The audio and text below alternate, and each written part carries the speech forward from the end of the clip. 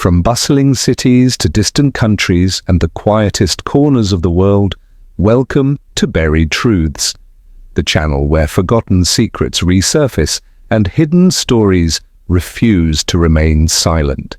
I'm your host, and I'm so glad you're here with me tonight for a new Jessica Fletcher mystery, The Truth Beneath Ravenscroft. Stories like these have a remarkable way of connecting us no matter where we're listening from or what time of day it is.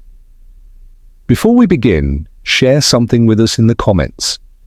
Where are you joining us from today? Your city, your country, or simply your own corner of the world? I read every comment and truly love seeing how far these stories travel. If you enjoy intelligent mysteries, slow-building suspense, and truths that insist on being uncovered, be sure to subscribe. New mysteries await you every day here on Buried Truths. Now settle in, pour yourself a warm cup of tea or coffee, and get comfortable as we quietly step into tonight's story. Chapter 1. The Letter That Should Not Exist. The morning fog lingered over Cabot Cove like a thoughtful pause, the kind that encouraged reflection before the day declared its intentions. Jessica Fletcher stood at the front window of her home, a porcelain cup warming her hands as she watched the harbour emerge slowly from the grey. Fishing boats drifted like half-remembered dreams, their outlines softened by mist, their engines silent for now. It was a morning meant for writing, for the gentle discipline of sentences and ideas. Yet something in the air suggested disruption. The mail arrived earlier than usual, delivered with a hollow thud against the wooden door. Jessica set her cup down, straightened the collar of her cardigan, and retrieved the small stack of envelopes. Most were familiar: bills, a letter from her publisher, an invitation to speak at a literary luncheon in Portland. One envelope, however, felt wrong before she even read the name. The paper was heavier than ordinary stationery, cream-coloured with a faint watermark visible when tilted toward the light. Her name was typed, not handwritten, the letters precise and impersonal. There was no return address. Jessica's instincts, honed through years of observing human nature and its deceptions, stirred uneasily. She opened it carefully. The letter inside was brief. You once promised the truth would not stay buried. It hasn't. Come to Ravenscroft Theater, Thursday night. If you value innocence, you will come alone. There was no signature. Jessica read it twice, then a third time, her expression composed but alert. Ravenscroft Theater. The name tugged at her memory like a loose thread. It had been years, perhaps decades, since she had last heard it spoken aloud. Once a grand cultural landmark in a nearby coastal town, it had closed after a tragic fire claimed the life of a young stagehand. The incident had been ruled an accident. Officially. Jessica folded the letter and sat down at her writing desk, its surface cluttered with drafts, fountain pens, and the comforting disorder of an active mind. She had never promised anyone that the truth would not stay buried, at least not in those words. But she had uncovered enough secrets over the years to recognize a provocation when she saw one. Her phone rang, sharp and sudden in the quiet room. She answered with measured calm. Jessica Fletcher. Good morning, Jessica, came the familiar voice of Sheriff Mort Metzger. I was just calling to see if you'd heard about the theatre reopening. The Ravenscroft? She asked, careful to keep her tone neutral. Yes, they've been restoring it for months. Private funding, invitation-only gala this Thursday. I hear half the town council from Bayport will be there. Jessica glanced at the folded letter. I see. You sound distracted, Mort said. Everything all right? Perfectly, she replied. Just considering whether I enjoy the theatre enough to attend an evening performance. Mort chuckled. Well, if you go, try not to trip over any bodies. I'll do my best, Jessica said lightly, though the words settled heavily between them. After hanging up, she turned back to the letter. Come alone. That alone concerned her less than it might have once.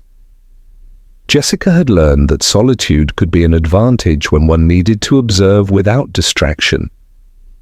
Still, the suggestion of innocence at risk troubled her deeply.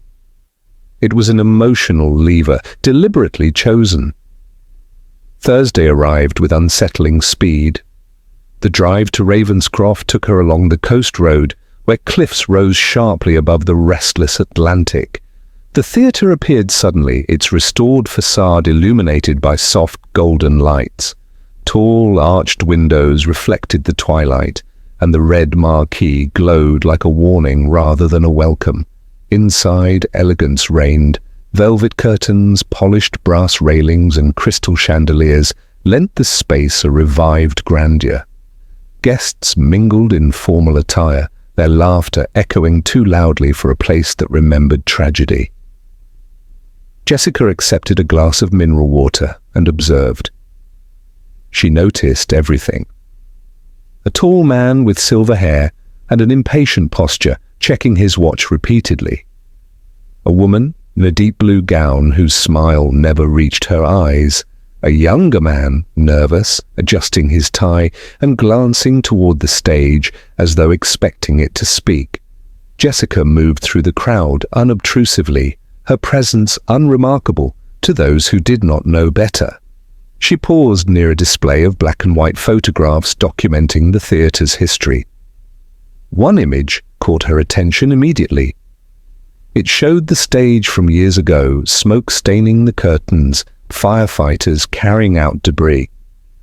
In the corner of the frame stood a young woman, her face partially obscured, her eyes fixed on the camera with unmistakable intensity.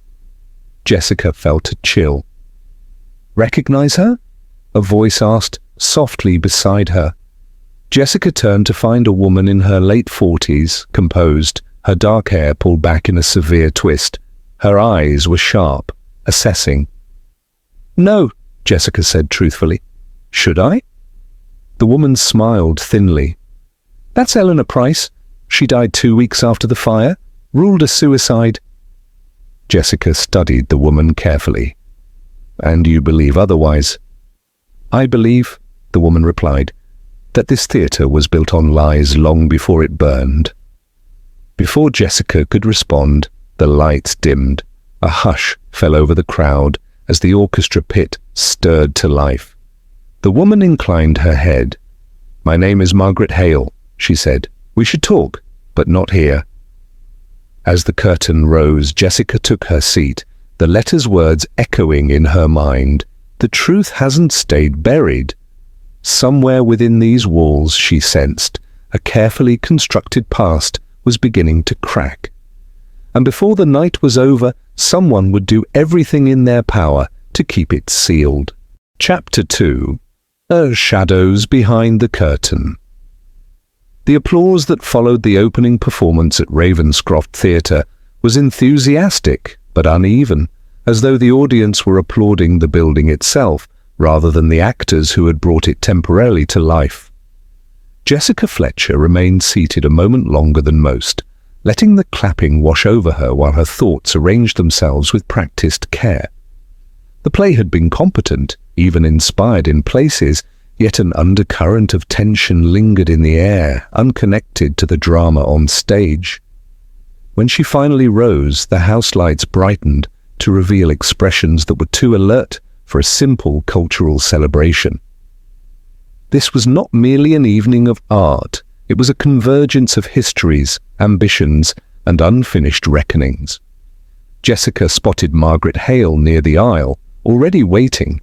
She moved toward her, weaving through clusters of guests animatedly dissecting the performance. Their voices lowered as Jessica passed, some recognizing her, others simply responding to her composed authority without knowing why. "There's a side corridor," Margaret said quietly, once they reached the lobby. "It leads to the old rehearsal rooms. Most people don't know it exists." Jessica followed without hesitation. The corridor was narrower than the public hallways, its walls painted a muted grey that absorbed sound. The distant murmur of the crowd faded as they walked, replaced by the soft echo of their footsteps. "You sent the letter," Jessica said at last, her tone calm but firm. Margaret stopped and turned to face her. "Yes." "And you might begin by telling me why." Margaret exhaled slowly, as if she had been holding her breath for years. "Because no one else would listen, and because you were there." Jessica's brow furrowed. "There?" "The night of the fire," Margaret said. "You don't remember, do you?" Jessica searched her memory carefully. She had been attending a writer's retreat nearby years ago. There had been a fire at a theater, tragic but distant, quickly explained by faulty wiring and human error. She had read about it, perhaps even visited the site afterward. But there... "I arrived the next morning," Jessica said finally. "I spoke to a few people, nothing more." Margaret studied her, then nodded. "That's enough. You asked questions no one else did." They reached a rehearsal room whose door stood slightly ajar. Inside, dust motes drifted in the glow of a single exposed bulb. Faded tape markings still clung to the floor, outlining where performers once stood. The space felt abandoned, but watchful. Margaret closed the door. "Eleanor Price didn't kill herself," she said without preamble. She was silenced. Jessica folded her arms loosely. "By whom?" "I don't know, but I know why." Margaret reached into her clutch and produced a slim notebook, its cover worn. Eleanor kept records, financial discrepancies, donations that vanished, safety inspections that were signed off without being done. Jessica accepted the notebook, flipping through its pages. The handwriting was neat, meticulous. Names appeared repeatedly, some crossed out, others underlined with increasing pressure. "These are people in the theatre community," Jessica observed. "Some are in that audience tonight." "Yes," Margaret said, "including the man who funded the restoration, Charles Whitcomb." Jessica recalled the silver-haired man checking his watch. "And Eleanor worked for him." "She worked against him," Margaret corrected. "She found out the fire wasn't an accident either. It was meant to destroy evidence." A knock at the door startled them both. "Margaret?" a male voice called. "They're looking for you." Margaret's face tightened. She glanced at Jessica. "You see why I needed you alone?" Jessica stepped forward and opened the door. The young man from earlier stood there, his expression strained. "Ms. Hale," he said, nodding stiffly to Jessica. "Mr. Whitcomb would like a word." "I'm sure he would," Jessica replied smoothly. "But I was just borrowing Margaret to discuss the acoustics of the rehearsal space." The man blinked, uncertain. "I see." "We'll be along shortly," Jessica added. Once the door closed again, Margaret looked at her with something like relief. "You always were good at that." "At what?" Jessica asked. "Making people underestimate you." Jessica returned the notebook. "This puts you in danger." "So does the truth," Margaret said. Eleanor knew that. She was brave, or foolish. "Sometimes they look the same," Jessica replied. They rejoined the crowd moments later, their conversation apparently finished. Jessica allowed herself to be swept into polite exchanges, accepting compliments on her latest novel, deflecting questions about her next project. All the while, she watched. Charles Whitcomb stood near the bar, his posture rigid, his gaze sharp. When his eyes met Jessica's, he smiled broadly and approached. "Mrs. Fletcher," he said warmly. "An honor. I hope you're enjoying the revival of Ravenscroft." "It's quite impressive," Jessica said. "Restoring the past is no small task." Whitcomb's smile faltered for an instant. "Indeed. Some things are better left as memories." "Are they?" Jessica asked gently. Before he could respond, a sudden commotion erupted near the stage entrance. Voices rose, startled and sharp. A woman screamed. Jessica moved instinctively toward the sound. A man lay at the foot of the stage stairs, his body twisted unnaturally, eyes staring sightlessly at the ornate ceiling. Blood pooled beneath his head, dark against the polished floor. Margaret gasped beside her. "That's Daniel Price," she whispered. "Helena's brother."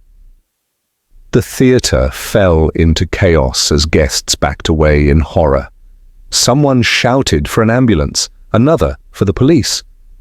Jessica knelt briefly, careful not to disturb anything unnecessarily. Daniel Price was already dead. As sirens wailed in the distance, Jessica straightened, her expression grave. The warning in the letter had not been theoretical. The past was no longer content to whisper. It had begun to kill. Chapter 3. The Weight of Old Secrets. Police lights painted the facade of Ravenscroft Theater in alternating shades of red and blue, a garish contrast to the elegance that had defined the evening only minutes earlier. The guests who remained were ushered into clusters, their earlier excitement replaced by shock and poorly concealed fear. Jessica Fletcher stood near the orchestra pit, hands folded calmly, her mind already arranging facts into patterns. Detective Alan Reeves arrived first, a tall man in his early 40s with an expression shaped by long hours and uncooperative truths. His eyes swept the room with efficient detachment before settling briefly on Jessica. "Mrs. Fletcher," he said, approaching. "I had hoped we wouldn't meet under these circumstances." "As had I," Jessica replied. "But circumstances rarely consult our preferences." Reeves nodded and gestured toward the body. "What can you tell me?" "Only what's obvious," Jessica said. "Daniel Price is dead. The position of the body suggests a fall, but the angle is peculiar." Reeves raised an eyebrow. "Peculiar how?" "The stairs are shallow," Jessica explained. "A fall from that height would rarely be fatal unless assisted by force or followed by impact with something solid." Reeves glanced at the stair rail, then back at the body. "We'll confirm with forensics." Jessica straightened as uniformed officers cordoned off the area. Margaret Hale stood nearby, pale but composed, her eyes fixed on Daniel's still form. "You were close to him," Jessica said quietly. Margaret nodded. "Not close enough. I hadn't seen him in years until tonight." "Did he know you would be here?" "Yes," Margaret said. "I asked him to come." Jessica absorbed this carefully. "Why?" "Because he was frightened," Margaret said. "He called me yesterday, said someone had been following him, that he had information Eleanor never shared with me." "And tonight?" Jessica said softly. "He never had the chance to share it?" Margaret's composure cracked briefly, grief and guilt flickering across her face. "This is my fault." "No," Jessica said firmly. "It's the fault of whoever was determined to keep him silent." Detective Reeves returned, notebook in hand. "Mrs. Hale, I'll need a statement." Margaret nodded and followed him, leaving Jessica momentarily alone. She used the opportunity to observe the surrounding details. Near the stair rail, a scuff mark marred the polished wood, fresh and irregular. On the carpeted floor beside it lay a small metallic object, partially hidden by the fringe. Jessica bent slightly, recognizing it as a cufflink, its design simple but expensive. She did not touch it, merely noted its presence. Her gaze lifted to the balcony above. Someone stood there, watching intently. A woman in a blue gown, the same woman Jessica had noticed earlier, quickly turned away when their eyes met. "Interesting," Jessica murmured. Sheriff Metzger arrived shortly thereafter, breathless and dismayed. "Jessica, I leave town for one night." She offered a faint smile. It seems Ravenscroft has a dramatic flair that extends beyond the stage. Metzger sighed. Reeves is in charge, but I'll stay. Too many familiar faces here. Indeed, the guest list read like a directory of the regional arts and development community. Donors, contractors, performers, and politicians mingled uneasily under police supervision. Jessica approached Charles Whitcomb, who stood rigidly near a column, his earlier charm entirely gone. "This is a tragedy," he said, before she could speak. "A terrible accident." "Accidents are sometimes very deliberate," Jessica replied mildly. "Did you know Daniel Price well?" Whitcomb hesitated. "Not particularly. He was troublesome, always asking questions." "About the fire?" Jessica asked. Whitcomb's jaw tightened. "That matter was settled years ago." "So was Eleanor Price's death," Jessica said. "Yet we're discussing it again." Whitcomb's eyes flashed. "You're a novelist, Mrs. Fletcher. You see stories everywhere." "Only where they insist on being seen," Jessica replied. Nearby, Detective Reeves was questioning the young man who had earlier summoned Margaret. His name, Jessica learned, was Lucas Fenwick, Whitcomb's personal assistant. Lucas's hands trembled as he spoke. "I was backstage when I heard a noise. A shout, maybe, then a thud."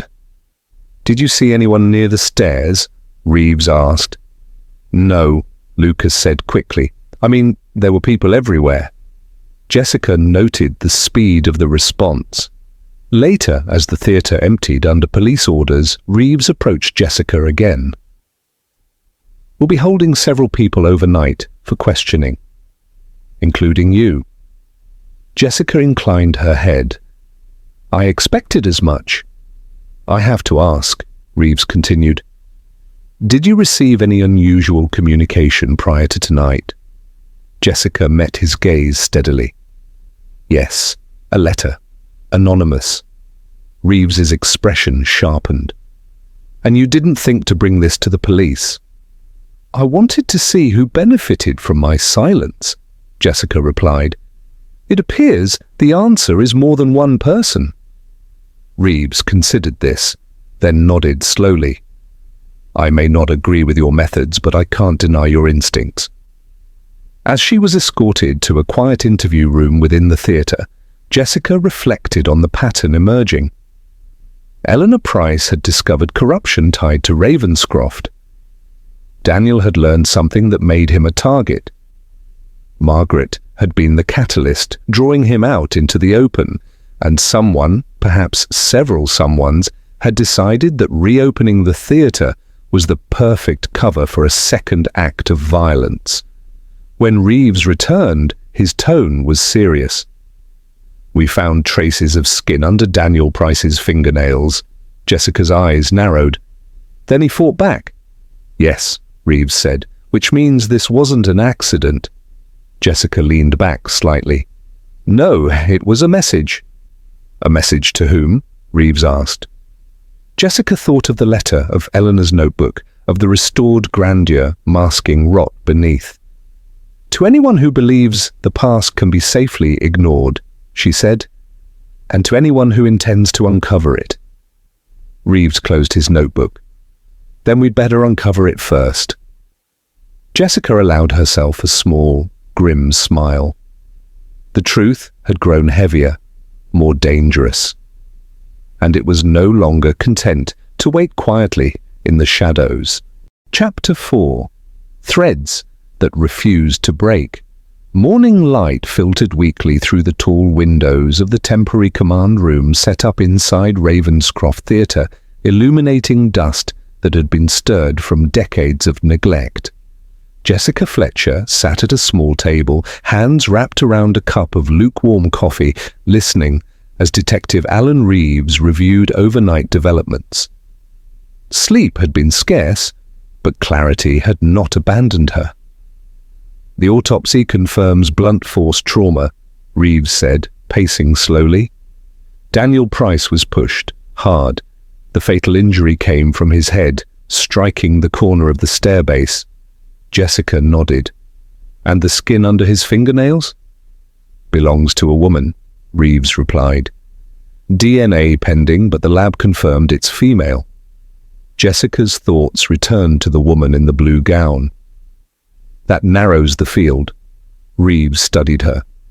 You noticed her too? I notice most things, Jessica said mildly.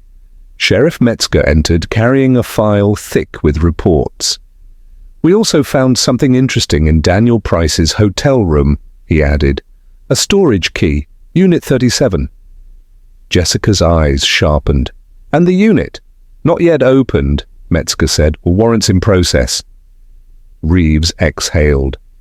Everyone connected to the theater is pointing fingers at everyone else. Financial motives, personal grudges, old rivalries. It's a mess. Messy truths often hide the cleanest answers, Jessica replied. Later that morning, Reeves allowed Jessica a brief walk through the theater under supervision. She moved slowly, her eyes scanning every detail. The stage, once a place of illusion, now felt exposed. She paused near the stairway where Daniel Price had died. Up close, the scuff mark she had noticed the night before appeared deeper, gouged rather than brushed. The wood was splintered at an angle that suggested sudden force. Jessica knelt carefully, mindful of the investigator's earlier work. Whoever pushed him, she murmured, was angry or afraid. She was interrupted, came a voice behind her. Jessica turned to find Margaret Hale standing nearby, her posture rigid. What makes you think that? Daniel wouldn't have come here without a reason, Margaret said. He was planning to meet someone. He told me that much. Did he say who? Jessica asked. No, Margaret admitted. But he hinted it was someone who had worked here before the fire. Jessica absorbed this. That narrows the list considerably. Margaret hesitated, then lowered her voice. I never told the police this, but Eleanor believed the fire was staged to destroy financial records hidden beneath the stage. Jessica looked toward the heavy wooden floorboards. Hidden where? An old trap room, Margaret said, used decades ago for scenery. Eleanor found references in maintenance logs.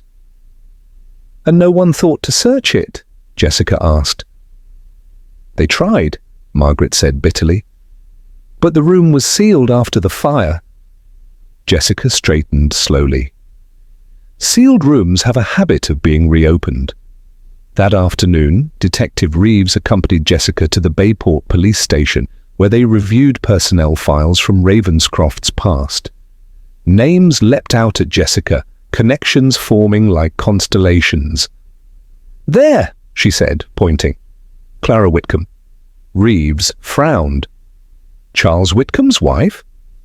Former wife, Jessica corrected. She served briefly as a financial consultant for the theatre. Reeves flipped pages. She left abruptly same year as the fire. And she's in town? Jessica asked. Reeves nodded. Arrived 2 days ago, staying under her maiden name. Jessica leaned back. Then she's our woman in blue. They visited Clara Whitcomb that evening at a modest inn overlooking the sea. Clara was elegant in a restrained way, her expression guarded. I've answered these questions before, Clara said coolly. The fire was an accident. Eleanor was unstable. Daniel was reckless. Jessica regarded her steadily. Daniel fought back. Clara's composure slipped for a fraction of a second. Meaning? He scratched his attacker, Jessica said. We'll know soon enough whose skin he took with him. Clara laughed softly. You think I pushed him? In a crowded theatre? People often commit their most desperate acts in public, Jessica replied. They rely on chaos to protect them. Clara's gaze hardened. Eleanor wanted to expose Charles. He was moving money through shell charities using the theatre as a front. I tried to stop him. And failed, Jessica said gently. Clara stood abruptly. I didn't kill Daniel. But you met him, Jessica said. Clara hesitated. Yes, he wanted proof, something tangible. The storage unit, Jessica said. Clara's shoulders sagged. I told him where to find it. I never imagined. Reeves stepped forward. Then someone else learned about that meeting. Clara's eyes filled with anger. Charles has always known more than he lets on. As they left the inn, Reeves turned to Jessica. If Charles killed Daniel, why risk reopening the theatre? Because, Jessica said, he believed the past was safely buried, and because reopening it allowed him to control the narrative. The warrant for the storage unit arrived just before midnight. Inside, investigators found boxes of charred documents partially preserved, financial ledgers, transfer receipts, evidence of fraud on a massive scale. And motive, Reeves said grimly. Jessica studied one ledger carefully. And a second accomplice. Reeves looked up. Who? Jessica tapped a page. Someone who altered these figures after the fire, someone with accounting expertise. Reeves's eyes widened. Clara, or someone she trained, Jessica said quietly. As dawn approached, the threads tightened. The truth, long buried, was unraveling with alarming speed. And as Jessica knew all too well, those who fear exposure often strike again when they feel cornered. Chapter 5. When motives collide. The wind off the ocean had sharpened overnight, rattling the windows of the Bayport police station as dawn broke with a brittle, uncertain light. Jessica Fletcher sat across from Detective Alan Reeves, the ledger from the storage unit spread open between them like a confession written in numbers. She traced a column with her finger, following a trail of altered entries that spoke more loudly than any witness. These corrections weren't done in a hurry, Jessica said. They're too precise. Whoever altered them was calm, deliberate. Reeves nodded. And skilled. Yes, Jessica agreed, which suggests planning rather than panic. Sheriff Metzger entered, carrying a sealed evidence bag.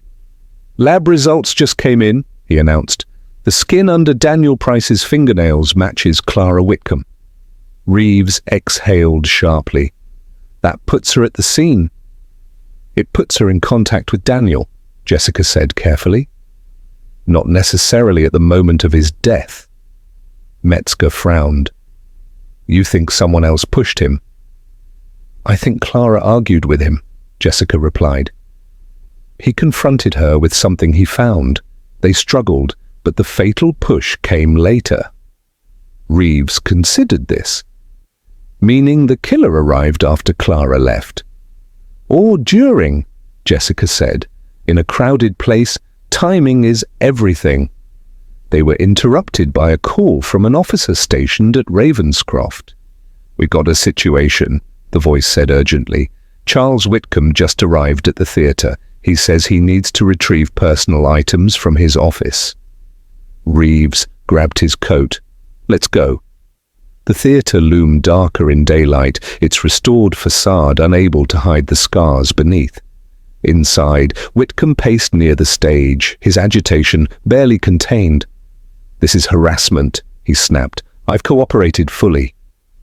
You've cooperated selectively, Reeves replied.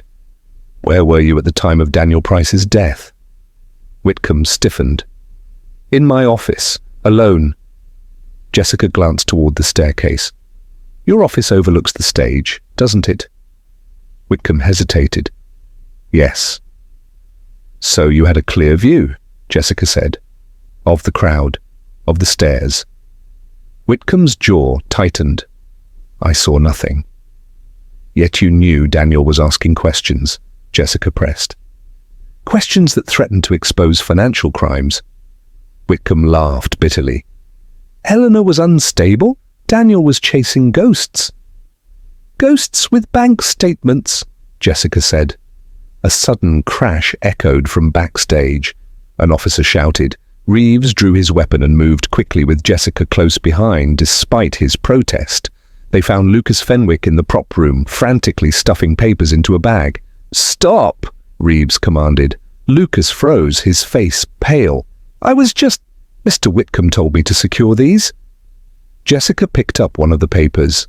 It was a contract, recently printed, detailing a transfer of theatre ownership to an offshore entity. "This was done after Daniel's death," she observed. Lucas's voice trembled. "I didn't push him, I swear." "No one said you did," Jessica replied. "But you know who did." Lucas's eyes darted toward Whitcomb, who stood rigid in the doorway. "He told me to watch Daniel," Lucas blurted, "to see who he talked to. When Clara left, Mr. Whitcomb followed Daniel to the stairs." Whitcomb lunged forward. "You idiot!" Reeves restrained him as officers moved in. "Daniel said he had proof," Lucas continued, tears spilling. "Mr. Whitcomb grabbed him. Daniel fought back. Clara's cufflink fell during the struggle earlier. Mr. Whitcomb must have picked it up. Then he shoved Daniel." The room fell silent. Jessica closed her eyes briefly. "And the theatre reopened to celebrate your triumph over the past," she said softly. "Instead, it exposed you." Whitcomb sagged, the fight draining from him. "I built this place," he muttered. "I couldn't let it be destroyed." "You destroyed it yourself," Jessica replied. As Whitcomb was led away, Reeves turned to Jessica. "You were right about the second accomplice." "Lucas," Jessica said, "not by choice but by fear." Clara Whitcomb was brought in later that day. When informed of the evidence, she closed her eyes. "I argued with Daniel," she admitted. "He accused me of protecting Charles. I grabbed his sleeve. He scratched me. Then I left. I couldn't face another scandal. And left him alone with a man who would kill to protect his reputation," Jessica said gently. Clara's voice broke. "I never meant for this." "No one ever does," Jessica said. By evening, the case had shifted from confusion to clarity. The financial crimes would take years to unravel, but the truth of Daniel Price's death stood firm. Jessica returned briefly to Ravenscroft one last time before leaving town. The stage was empty, silent. She stood at its center, listening to the hush. Margaret Hale joined her. "It's over," she said quietly. "Not entirely," Jessica replied. "But it's no longer hidden." Margaret nodded. "Eleanor would have liked that." Jessica allowed herself a small smile. Truth has a way of insisting on an audience. As she stepped out into the night, the theatre lights dimmed behind her, the final act complete. Yet Jessica knew better than most that resolution was rarely an ending, only a pause before the next mystery demanded its voice. Chapter 6. Echoes after the applause. The morning after Charles Whitcomb's arrest arrived with an uneasy stillness, as though the town itself were catching its breath. Ravenscroft Theater stood closed once more, its doors sealed with official notices that fluttered faintly in the sea breeze. Jessica Fletcher watched from across the street, hands tucked into the pockets of her coat, reflecting on how quickly grandeur could collapse into silence. Detective Reeves joined her, his expression weary but resolved. "Press is already circling," he said. "They smell scandal." "They always do," Jessica replied, "but scandals fade, the truth endures." Reeves nodded. "We're charging Whitcomb with second-degree murder and multiple counts of financial fraud. Lucas Fenwick is cooperating fully." "And Clara?" Jessica asked. "Accessory to fraud," Reeves said.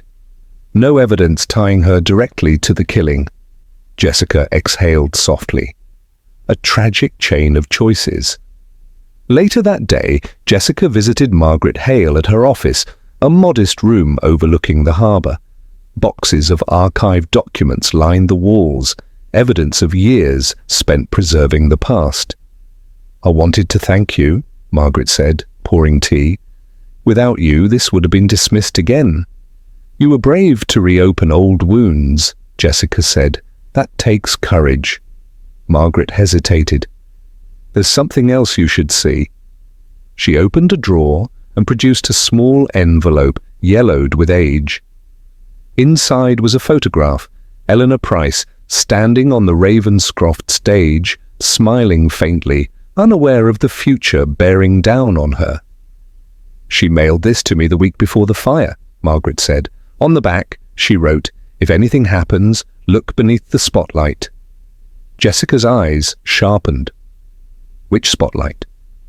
"The center one," Margaret said. "I never searched there." That afternoon, with official permission, Jessica and Reeves returned to the stage. Technicians carefully removed the heavy spotlight fixture from its mount. Beneath it, concealed within a shallow cavity, lay a metal box, blackened but intact. Inside were flash drives and a handwritten ledger, Eleanor's final insurance policy against silence. Reeves shook his head in disbelief. She was thorough. She had to be, Jessica said. She knew the risk. As evidence was catalogued, Jessica stepped back, feeling the emotional weight of closure pressing in. Yet something still troubled her. That evening, as she prepared to leave Bayport, Jessica received an unexpected visitor at her hotel. Lucas Fenwick stood nervously in the doorway. "I just wanted to say thank you," he said. "You didn't have to look at me like I wasn't a monster." Jessica regarded him thoughtfully. Fear can turn decent people into accomplices. What matters in what you do once you recognize that? He nodded, tears glistening. "I'll testify against all of it." "I believe you will," Jessica said. When he left, Jessica sat at the small desk and opened her notebook. She wrote not about murder, but about accountability, the quiet heroism of those who refused to forget. The drive back to Cabot Cove the next morning felt longer than usual. The ocean stretched endlessly beside her, its rhythm steady and indifferent. She welcomed the familiarity of her home as she unpacked, setting aside the accumulated heaviness of recent days. A knock at the door interrupted her thoughts. Sheriff Metzger stood outside holding a newspaper. "Front page," he said, handing it to her. The headline read, "Ravenscroft Scandal Exposed, Murder and Fraud Rock, Bayport." "They got the facts right," Metzger said. "Mostly." Jessica smiled faintly. "That's a rarity."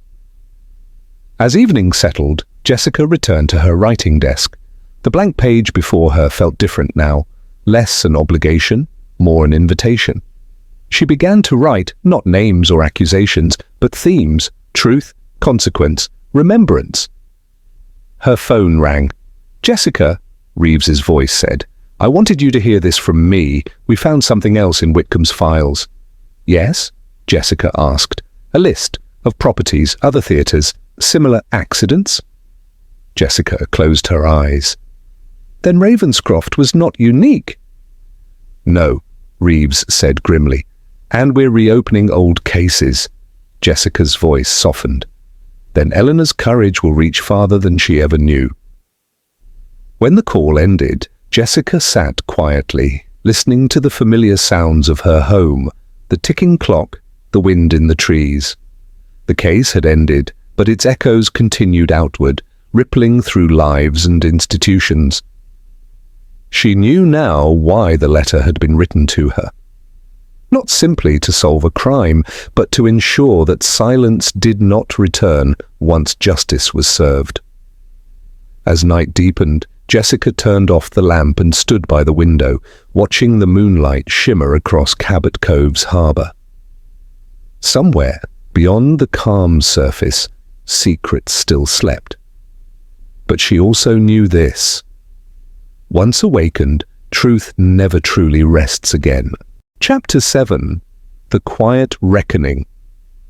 The days following Jessica Fletcher's return to Cabot Cove unfolded with a deceptive calm, as though the town itself were determined to restore its familiar rhythm.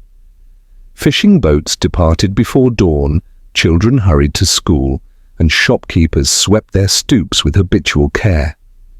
Yet beneath that surface, Jessica sensed the lingering presence of Ravenscroft, an echo of unfinished business that refused to fade quietly.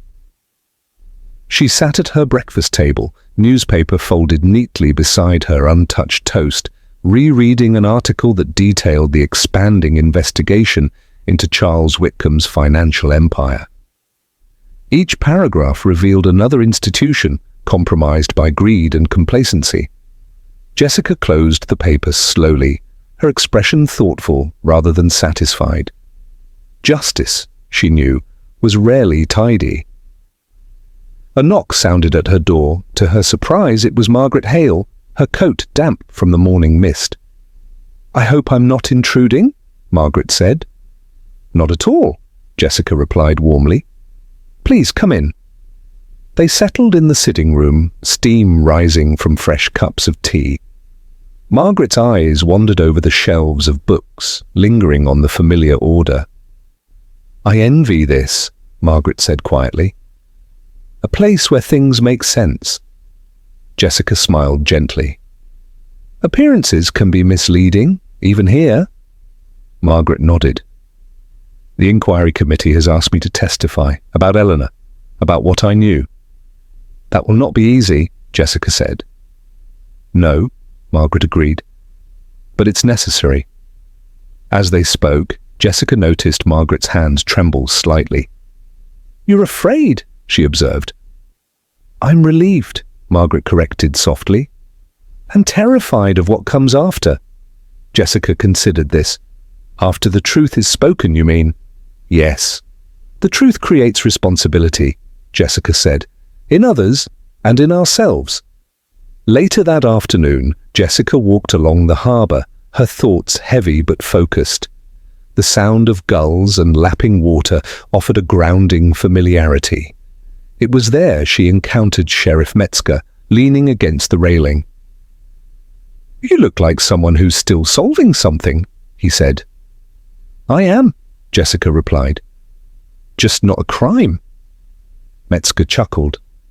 "Those are usually the harder ones." She joined him at the railing. "Do you ever wonder how many people live their entire lives knowing something is wrong but never saying it aloud?" Metzger sighed. "Every day." The following morning brought unexpected news. Detective Reeves called, his voice tight with urgency. "Jessica, we've had a development. Clara Whitcomb attempted to withdraw her cooperation."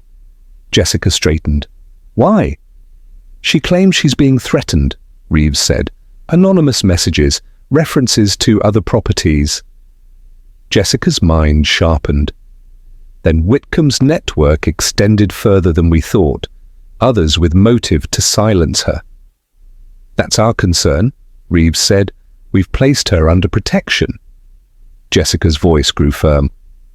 "Do not underestimate them. Fear thrives in silence." That evening, Jessica received a letter at her Cabot Cove address. Unlike the first, this one bore a return name, no address, just a single initial. "You've opened doors that were meant to stay closed. Some of us will not be as patient as Whitcomb." Jessica read the note without visible reaction, then placed it carefully in her desk drawer. Threats, she knew, were admissions of weakness. The next day, she travelled to Portland to meet Reeves in person. Clara Whitcomb sat across from them in a secure interview room, her face pale but resolute. "They want me quiet," Clara said. "Because I know where the money went and who benefited." "Then speak now," Jessica urged, "before fear decides for you." Clara looked at her steadily. "Eleanor tried. Look what it cost her." "And look what her courage achieved," Jessica replied. "You're alive. Use that." Silence stretched. Then Clara nodded slowly. "There's a consortium. Developers. They used cultural grants as cover. Fires were convenient." Reeves's pen stilled. "How many?" "Too many," Clara said. "And they won't stop unless exposed." As Jessica left the station later, the weight of Clara's confession settled heavily. Ravenscroft had been one chapter in a much longer story, one that demanded persistence rather than closure. Back in Cabot Cove, Jessica returned to her writing, crafting a manuscript that blurred fiction and moral inquiry. She wrote not of villains alone, but of communities that looked away, of institutions that prized appearances over accountability. A week later, Margaret Hale called. "They're renaming the theatre," she said. "Not reopening it, turning it into a public archive." Jessica smiled softly. "That seems fitting." "Eleanor would have liked that," Margaret said, "a place where truth lives openly." As dusk fell, Jessica sat by her window, watching the town lights blink on one by one. The letter's warning echoed faintly in her thoughts, but it no longer carried menace, only inevitability. She understood now that some mysteries did not end with an arrest or a confession. They continued in choices made afterward, in whether people allowed themselves the comfort of forgetting or the burden of remembering. Jessica closed her notebook and set it aside. One chapter remained, not only of the story she was writing, but of the reckoning Ravenscroft had begun. And she knew with quiet certainty that the final truth would not arrive with drama or applause, but with the steady resolve of those willing to listen. Chapter 8. What Remains in the Light.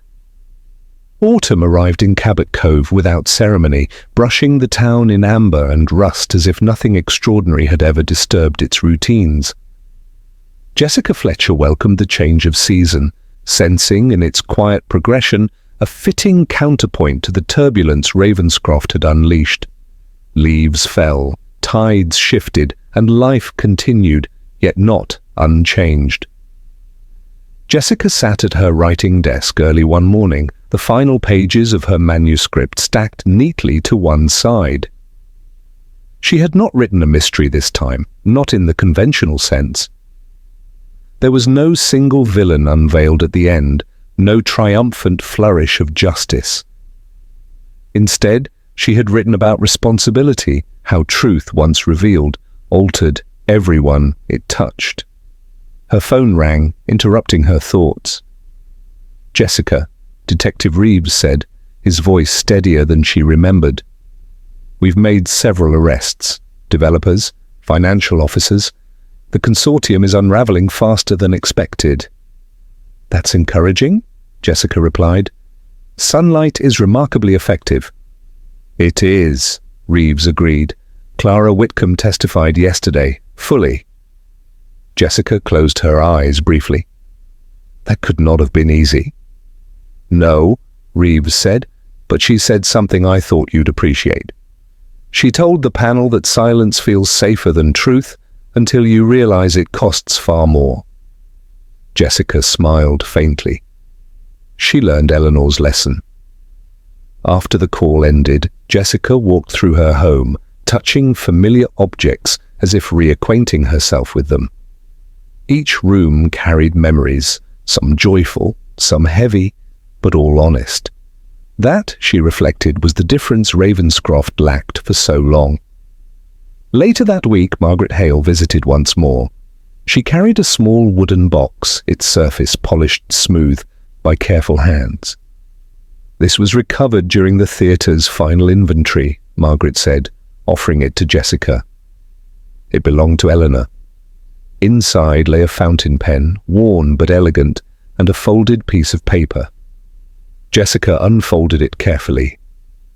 "Truth does not need witnesses, only courage," Jessica inhaled slowly. She was wise. She was lonely, Margaret said. "Truth-tellers often are." "They shouldn't have to be," Jessica replied. The theatre's transformation proceeded quietly. No grand reopening, no gala. Ravenscroft became a public archive and memorial, its stage preserved not for performance but for remembrance. School groups visited, researchers studied, stories were told without embellishment. On a crisp afternoon, Jessica returned to Bayport one final time. She stood alone in the former auditorium, now softly lit, the silence neither ominous nor hollow. It felt settled. A plaque near the stage bore Eleanor Price's name, along with others who had tried to speak before being heard. Jessica traced the engraved letters lightly, feeling neither sorrow nor triumph, only respect. As she turned to leave, a young woman approached her hesitantly. "Mrs. Fletcher?" "Yes?" "I'm a journalism student," the woman said. "I've been studying the Ravenscroft case. I just wanted to thank you for not letting it disappear." Jessica regarded her thoughtfully. "You're welcome. But remember, keeping truth alive is a shared task. Don't wait for permission." The woman nodded, eyes bright with determination. Back in Cabot Cove, Jessica resumed her routine. She answered letters from readers, tended her garden, shared quiet dinners with friends. Yet she noticed subtle changes within herself. Less patience for evasion, less tolerance for comfortable half-answers. One evening, as she prepared tea, another letter arrived. This one was unsigned but unthreatening. Some doors were closed for a reason, others were closed to hide what lay beyond. "Thank you for knowing the difference." Jessica set the letter aside, unsurprised. The world was full of watchers, some grateful, some resentful. That too was part of truth's aftermath. She returned to her desk and opened a fresh notebook. On the first page, she wrote a single sentence. "What remains matters more than what is lost." Outside, the harbour lights reflected softly on the water, steady and unbroken. Jessica sat back, content not because all was resolved, but because something essential had been restored. Integrity, once fractured, now visible again. The case of Ravenscroft would fade from headlines, but its lesson would endure. Silence was not neutrality, forgetting was not peace, and truth, once allowed into the light, reshaped the world not with force, but with persistence. Jessica closed the notebook and turned off the lamp. Tomorrow would bring new questions, as it always did. But tonight, she allowed herself a moment of quiet satisfaction. Some mysteries ended with answers, others ended with resolve. And this one ended with truth, standing unafraid, finally seen.